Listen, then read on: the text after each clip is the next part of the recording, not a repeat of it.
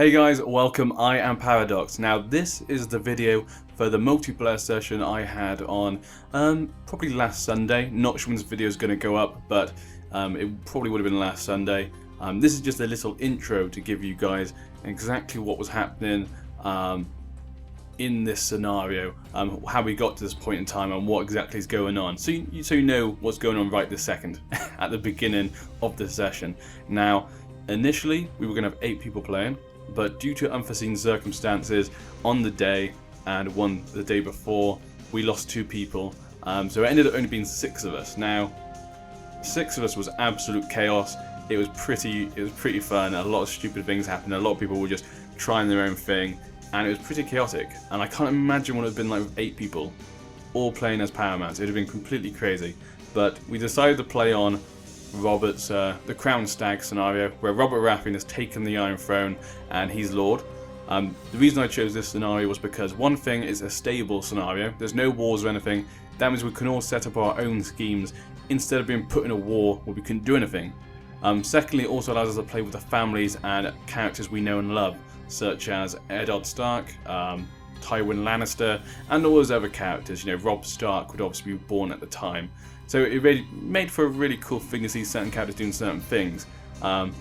There's one really good bit with the Blackfish, has a pretty big role at the very beginning, which I'll go into in a second. Now to start with, because there were 6 of us, there was meant to be 7 on the day, so I made a rule that everyone had to pick their Lord Paramount. I would be the person who no one picked last, but no one could pick the Reach. Mainly because the Reach, if we couldn't play as one Paramount, so I decided to say no one be the Reach, because the Reach is probably the most powerful, quite easily, and so it might be slightly unfair if someone's them. So I thought if we're not having one person, someone might be them. In the end, another person couldn't play, so Dawn isn't anyone either. I'll put in the description who was who. So if you look in the description, you can see who is who. You obviously might not know their name. You may see them in the comments and stuff on some of my videos. Again, I want to thank those guys for their participation. It was real fun. I played as the Vale, because that's the one no one wanted to be, and I was quite happy with that. The Vale is quite strong. I like the Arryns words and stuff like that, and Jon Arryn's a good guy. So I was looking forward to it. The only problem obviously was I didn't have any kids. But that's my own story. So yeah, to begin, I guess that's it. I can't think of anything else. In the description you'll find their names, so you can see who's who. What I'm going to be doing, that's it. What I'm going to be doing during this video, due to the fact that I've never really recorded a Skype call while playing a game and stuff, so I wasn't exactly sure what to do. And in the end, when I recorded it, it didn't record my voice. It recorded the Skype call, so it recorded all their voices, but not mine. And sadly, not everyone was speaking. Some people were typing, and a few people were speaking. I think 3 were speaking and me, so that was 4 of us, and the other 2 were typing. So you won't hear everyone's voices anyway. So what I've decided to do, this is going to be a montage of all the different events. I'm going to be talking about what I was doing, what I was planning, what everyone else was doing, who affected events, who was being quiet, but who was also being schemy. Because I noticed some people may be doing something, but I wouldn't tell anyone else, because I didn't want them to know about it, or it was affecting someone else. And it didn't affect me, but it might affect the other person. I thought, I don't want to tell them. I think it's good that will happen. So there's a lot of that happens. I'm going to be talking about, in a way, be like a God's eye view of what was going on, what I was thinking, my reactions to stuff.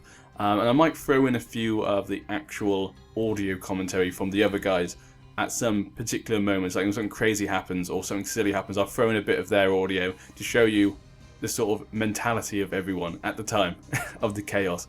So yeah, I'm hoping you guys will enjoy. It's not perfect, this montage won't be. Like I say, it's going to be more of a God's eye view. It's not, like I say, a live sort of recording, which is a shame. That's what I wanted, and that's what's given me the idea for doing live streams multiplayer, because I thought, do you know what, this would be great for a live stream, to be there in the moments, having the the chat and stuff. It'd be really cool for people to see it. So that's what's given me that idea and given me that motivation to do it. Plus I'd love to do more of this, because it was so much fun. So yeah, I guess we should crack on. So yeah, at the start of the scenario, my first concern was obviously I need to get some children. I'm Jon Arryn, I'm very old, I have Lisa Tully, which obviously gives me an alliance with the Tullys, which was great because one of the other people was the Riverlands. So I thought to myself, there we go, I've got an alliance with them, that's great. But I need to get some kids to make more alliances, because even though we're human players, we need to make alliances with each other. And then suddenly, straight away at the start of the match, literally we start the match, the Westerlands, the Lannisters, declare an independence war on their own. The Tullys actually tried to join, but for some reason the game glitched for them and meant they couldn't join their war. So everyone was against the Lannisters in his war for independence. Now, we could have let him gain independence, obviously, because it's not a concern for us. It makes the crown weaker. But I personally decided to help the Iron Throne.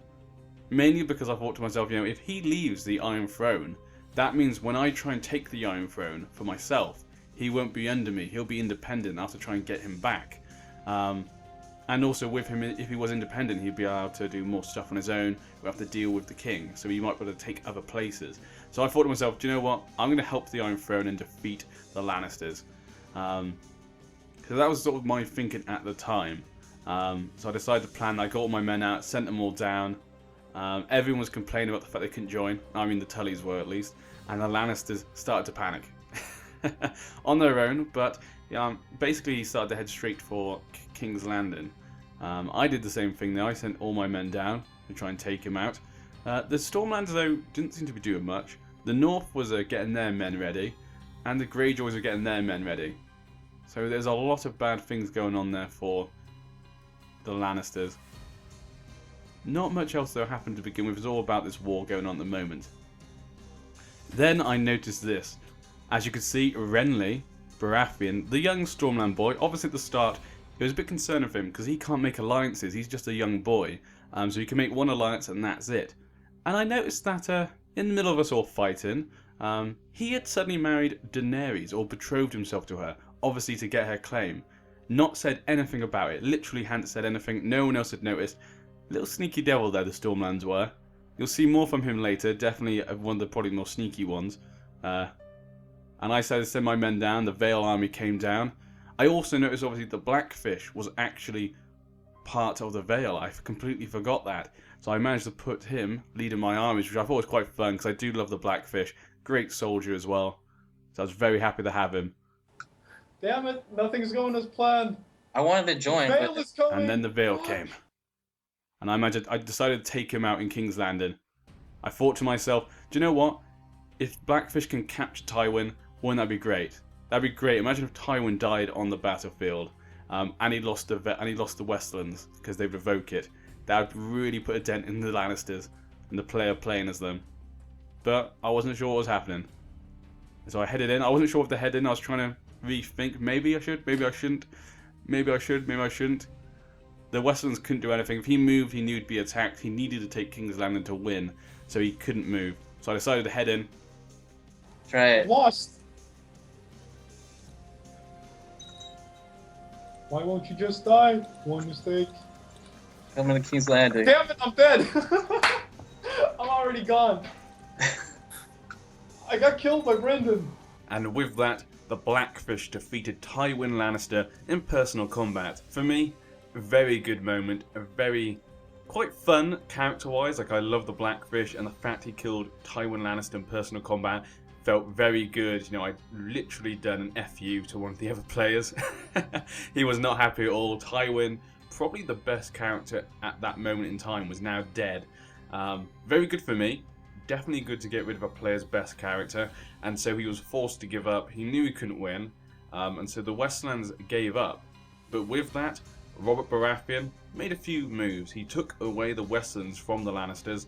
He also had Tyrion, baby Tyrion, remind you, he's like about 11 years old. He had him executed. He also had Jaime Lannister executed as well. So basically in that one act, he'd killed, the Lannister player had basically killed that primary family apart from Cersei. He'd basically killed all of them in that one act to try and get independence straight away. It was absolutely hilarious. He became obviously the Lannisters of Lannisport afterwards. So he was still in the game. He was a High Lord. So it wasn't too bad, but he was left, he'd lost a good group of characters basically, and a lot of influence, and a paramountcy. So he was in a bad spot, which was good for us other players. I was very happy with how the starts began. The Riverlands obviously then declared independence war as well, because he wanted to join the Westerlands in the first place, and he finally got to do it. But then he was on his own, and with me, the Starks, and Robert Baratheon all fighting against him, it was basically a no-brainer. He basically had to give up in about, I'm not sure how long, about 5 minutes. Didn't take long at all. He decided to just do a white piece. Luckily for him, though, Robert Baratheon did not take the Riverlands away from him, didn't kill him. He was very lenient with the Tullys. Probably due to the fact he knew it was a mistake. You know, he's like, do you know what? You made a little mistake there, it's fine. But he killed off the Lannisters. Absolutely insane beginning.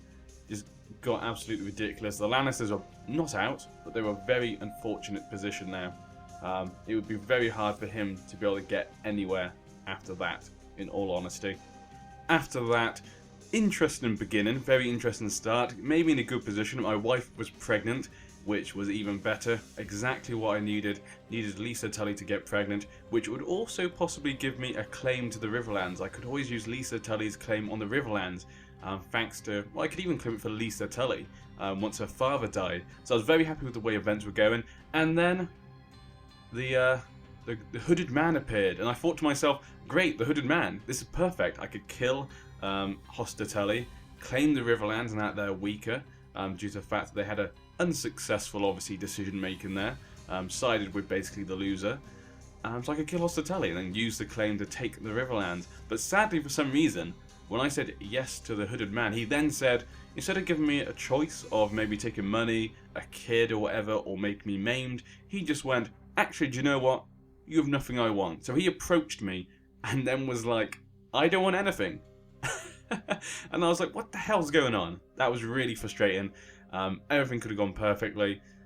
But yeah, that was a bit annoying. It's a little fun thing, like basically the AI went to me, hey, have something good. Oh wait, actually, we don't want you to have that. So that was a bit of a kick in the teeth, but things were going well. I sided with the throne to weaken some of the other people, and then I decided to do things properly. Unlike them, I decided to make a faction for independence of my own.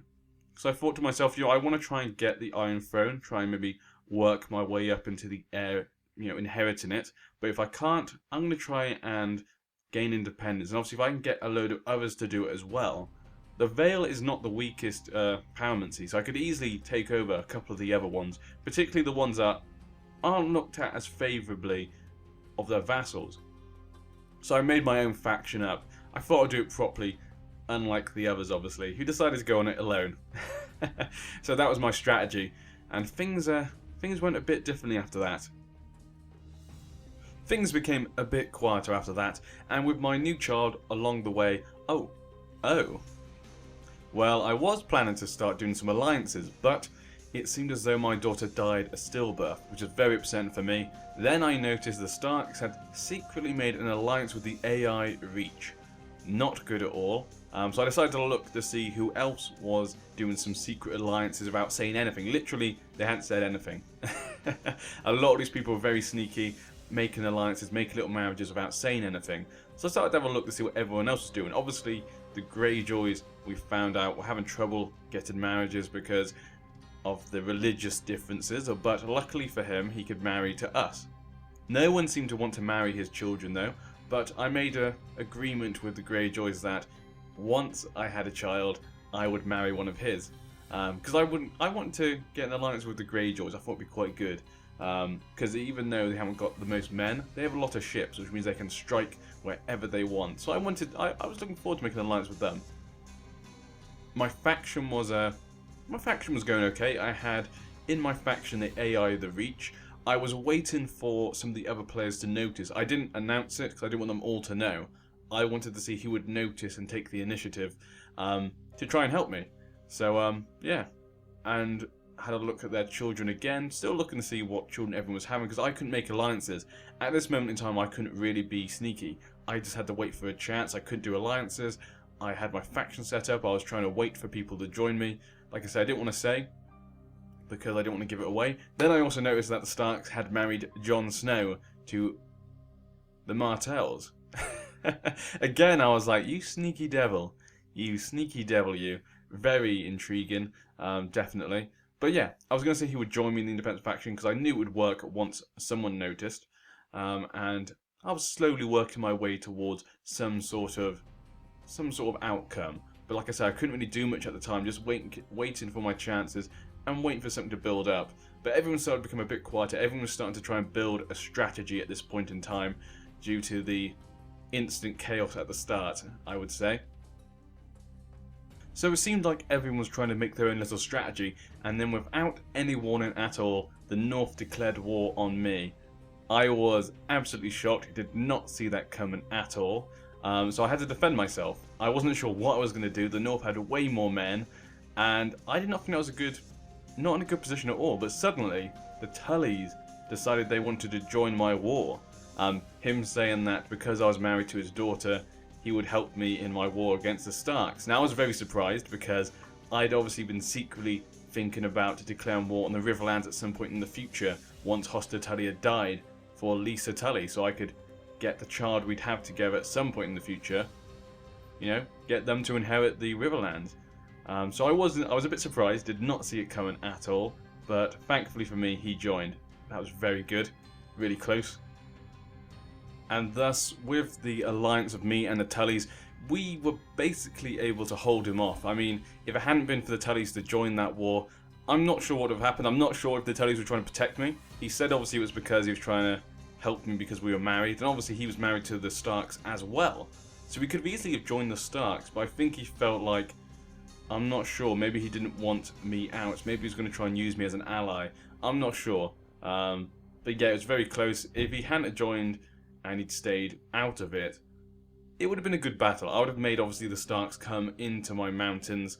But luckily for that, I didn't have to. And we tried to convince him to do white peace, because we were saying to him, you know what, this is a useless war. You're not going to win against both of us, but we don't want anything off you. You made a mistake, we'll forgive you. Just make white peace. And so we're trying to convince him to make white peace. Also, what I noticed was Dawn, the only other AI player apart from the Reach, had joined my Independence faction. So at that point, I had both the AI players in my Independence faction, which is obviously what you want, because that just meant that only one of the other sort of characters, the other people, actually needed to notice. And then the Bahr brand was made into Lord Paramount of the Westerlands, which obviously was fun for us because that meant the Lannisters were now under him. And it seemed like the Lannisters' job now would be probably to try and create a faction in the Westerlands and try and take the Westerlands back, which probably wouldn't be hard, to be honest, because there's a lot of people who support the Lannisters generally in the Westerlands. So I didn't really see any concern for the Lannisters. They could probably take it back quite easily. But we had this to deal with. But like I said, we managed to convince him. We kept talking to him, saying, you know, look at our armies. Both of us together could easily defeat you. You'll have to come down. We'll let you come down, and you'll lose attrition.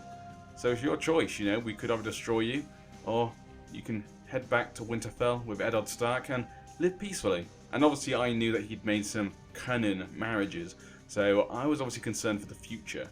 So the Starks were definitely starting to push things. Out of all the players at this point in time, they seem to be the one to be most ambitious. They've done some good alliances with, well, not alliances yet, but they've done some good betrothals to AI players.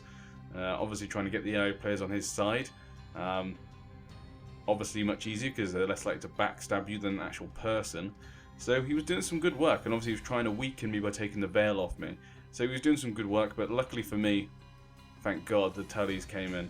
So again, things weren't going great, but I had a lot to work with. That's the problem with the veil in this scenario. Obviously I have no children, I can't make alliances and stuff. You're in a bad position, but as you can see, sent him an offer of white peace, and he decided to accept. So that was over then.